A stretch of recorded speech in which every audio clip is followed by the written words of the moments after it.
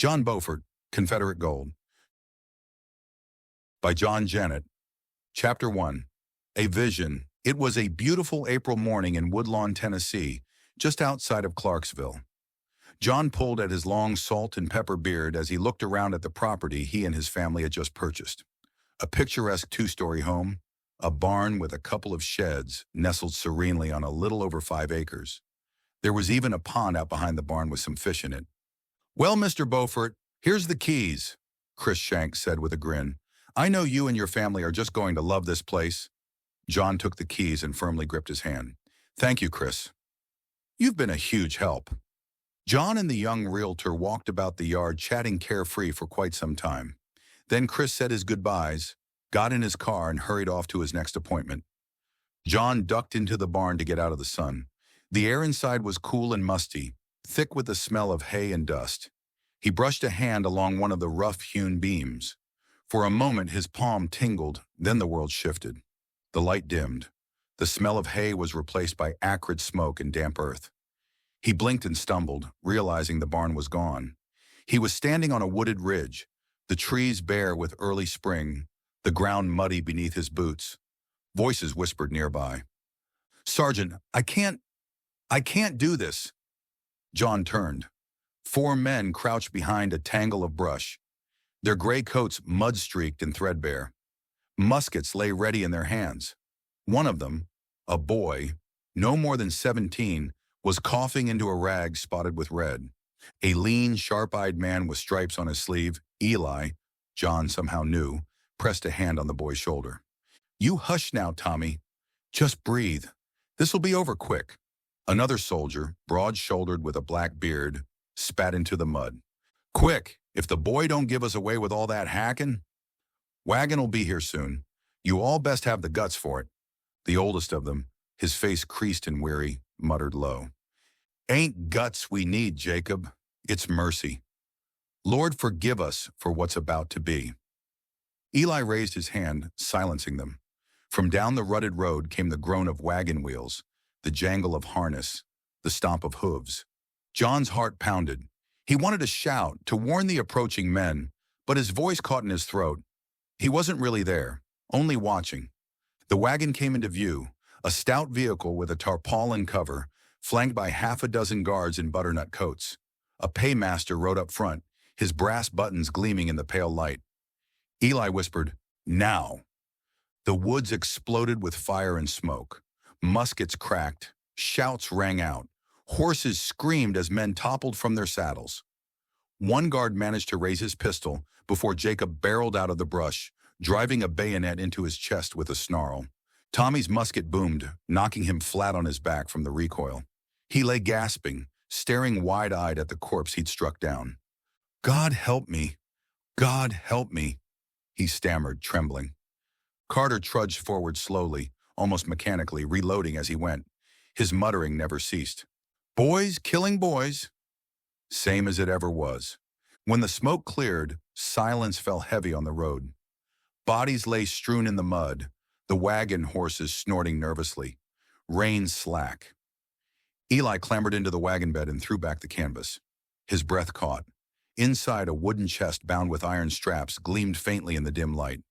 "There she is." "Richmond's gold." Jacob let out a hoarse laugh. "Ours now. Ain't no one stopping us." Eli's eyes flicked over the dead men on the ground. His jaw tightened. "They'll come looking." "We take it west. Far. Somewhere nobody'll think to dig." John felt his stomach knot. He could almost feel the chest weight, hear the coins shifting inside as the soldiers strained to lift it down. The world wavered, blurred. The smoke, the corpses, the sound of clinking gold all spun into nothing, until John was back in the cool barn, his hand pressed against the same rough-hewn beam. His chest rose and fell as if he'd run a mile. Outside, the spring sun still shone, but he knew what he'd seen was no dream, and he knew, down to his bones, where that gold had gone. John staggered back from the barn beam, his hand trembling as if he'd touched a live wire. For a long moment he just stood there, chest heaving, eyes darting around the empty barn. Nothing. Dust motes drifted lazily in the sunlight. A swallow fluttered in the rafters. The world was normal again. Too normal. He rubbed at his eyes and let out a shaky laugh. Jesus, Beaufort, you've been out of the service too long, jumping at shadows. But no, he knew what he'd seen. He could still smell the gunpowder, still hear the ring of iron straps when Eli Turner had pried open that chest. And worst of all, he could still see the boy's face. Tommy, wide-eyed, terrified, his hands shaking as he realized he'd killed a man. John found himself stepping out into the yard just to breathe. The spring air was soft, heavy with honeysuckle.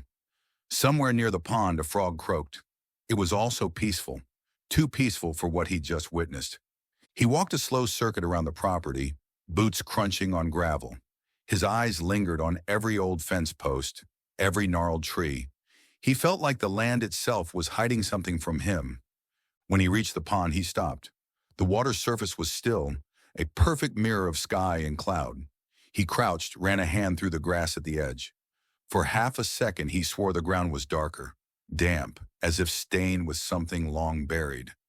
He pulled his hand back quick. "Get a grip," he muttered. "You're seeing ghosts." And yet, ghosts didn't make sense of how clearly he knew their names. Eli, Jacob, Carter, Tommy. He shouldn't know those men, but he did. Like their voices had been carved into him.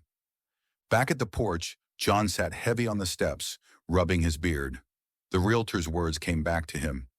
"You and your family are just going to love this place."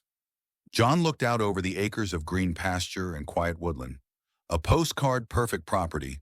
But now he couldn't shake the feeling that beneath all that beauty lay blood, secrets, and a chest of Confederate gold just waiting to be found. That night, long after his wife and sons had gone to bed, John sat hunched over the glow of his laptop at the kitchen table. A half-empty bottle of beer sweated rings onto the wood beside him. He typed slowly at first, not sure what exactly he was even looking for. Confederate gold, Clarksville, Tennessee. The search engine spat back a scatter of conspiracy blogs, treasure hunting forums, and a few shaky YouTube videos with titles like "Lost Riches of the South." John frowned. Too much noise, too many cranks. He tried again. Cumberland Gap Confederate Payroll Ambush, 1862. This time the results were different. Drier, but closer to what he wanted. A digitized regimental history from the Tennessee State Library. A PDF of a dissertation on Confederate supply lines. An article in the Clarksville Chronicle, dated 1867, reporting on rumors of missing payroll funds gone astray during the late war. He clicked through, eyes narrowing as he skimmed. Spring 1862. Measles epidemic sweeps through Confederate camps in the Cumberland Gap. May 1862. Confederate supply wagons attacked by unknown assailants while en route to Knoxville. Reports mention loss of coin and casualties among the guard. November 1867. Chronicle excerpt, persistent tales of a lost strongbox, spirited away by deserters and never recovered. John leaned back in his chair, rubbing at his beard. His pulse thumped hard in his temples. This wasn't just his imagination. The men he'd seen, the ambush, there were real echoes of it in the historical record. But what snagged his attention most was a footnote buried in the dissertation. A single line, "Local oral tradition holds that 4 deserters attempted to move stolen funds westward, possibly toward the Cumberland River near Clarksville, though no verified recovery of such funds has ever been documented." John's lips parted slightly. 4 deserters, Clarksville. He glanced toward the dark window over the sink. His own reflection stared back at him, tired eyes and a beard more gray than black. "Damn it," he whispered. "It's real." A floorboard creaked behind him. His wife's voice came soft and drowsy from the hall. "John, what are you doing up?" He quickly clicked the window closed, the gold's faint glimmer still burning in his mind. "Just reading about the history of this place," he said. She patted back toward the bedroom. "Don't get lost in it." But John already was. The morning sun burned away the mist that clung to the pasture. John stood on the porch with his hands on his hips, scanning the land like he was back on overwatch duty. His 2 sons trailed behind him. Stephen, 17, lanky and sharp-eyed, and Dakota, 15, still boyish but eager to keep up. John held up the folded survey map and tapped it with a calloused finger. All right, gents, this is the AO. 5 acres, multiple structures, varied terrain. Today's mission is simple. Full recon sweep. Eyes open for anything out of place. Dakota grinned, bouncing on his toes. Like hide and seek? John smirked.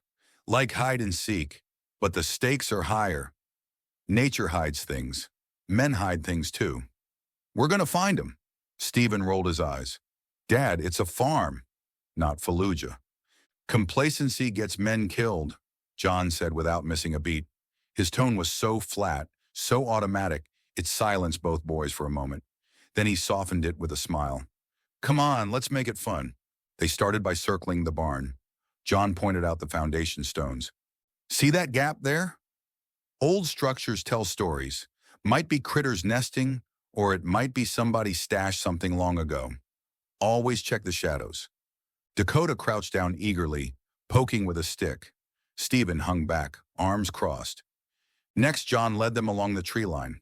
He stopped suddenly, raising his hand in a clenched fist.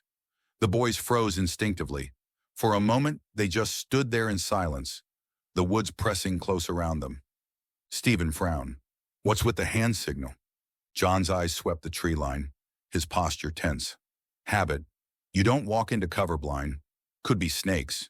Could be worse. Dakota's voice was quieter this time. Worse like what? John didn't answer right away. He let the silence linger, then finally said, just worse. Trust me. He pushed forward, boots crunching on dry leaves. By the pond, John crouched low and traced a square depression in the grass with his finger. Look at that. See how straight the edges are? Nature doesn't like straight lines. Means somebody put their hand to it. Dakota knelt beside him, wide-eyed. Like buried treasure? Stephen gave a short laugh. Or an old cow trough, kid. But John didn't laugh. He just kept staring at the ground, his jaw tight, as if he were looking at more than dirt. On the walk back to the house, Stephen finally muttered, You're really serious about this, huh? John clapped him on the shoulder. Serious keeps you alive. Out here or out there. Don't ever forget that. Neither boy said much after that. The sun was bright. The land was quiet. But the whole place seemed heavier now, like their father had let them glimpse something in him they weren't sure they wanted to see. They lingered by the pond, the water still and glassy, dragonflies skimming the surface. John kept his eyes on that square depression in the earth. He motioned to Dakota, Grab me that stick. Dakota handed it over, and John jabbed the dirt, working the packed earth loose. The stick scraped against something hard with a metallic ting. John froze. His pulse thudded in his ears. He leaned down, brushing aside dirt with his hands. The boys crowded close. Dad, what is it? Stephen asked, his voice tight now, no trace of sarcasm. A rusted corner of iron glinted faintly beneath the soil.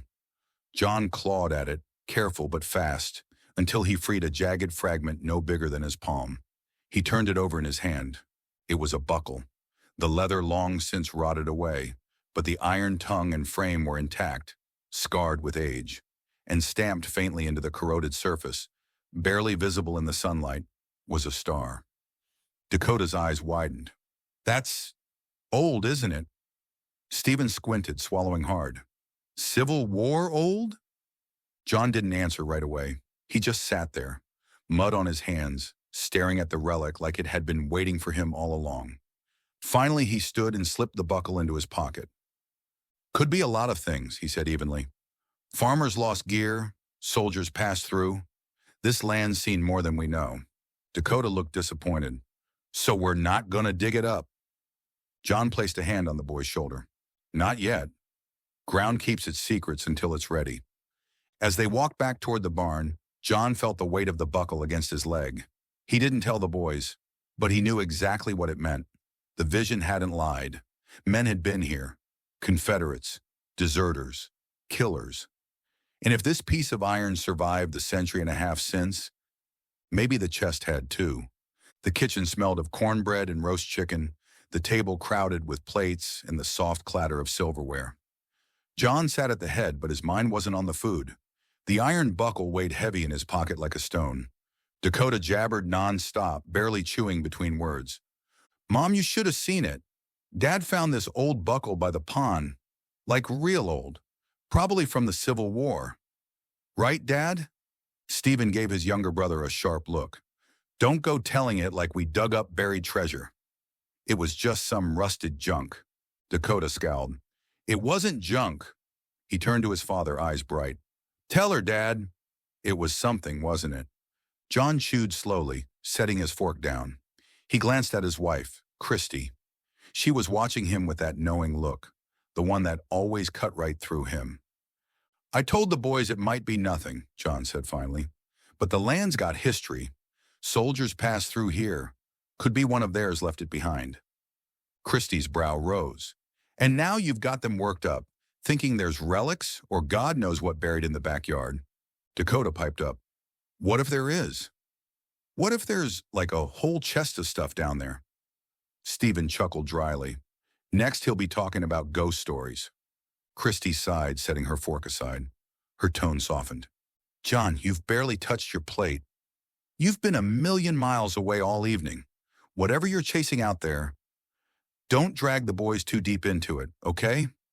John leaned back, rubbing at his beard. He wanted to tell her everything, the vision, the ambush, the names that still echoed in his ears. But how could he? She'd think he was losing it. So instead, he just nodded. Fair enough. But under the table, his thumb pressed against the lump in his pocket. The buckle's cold metal edge dug into his skin like a secret only he was meant to keep. If you like this story, please like, share, and subscribe to be sure you get the next chapter.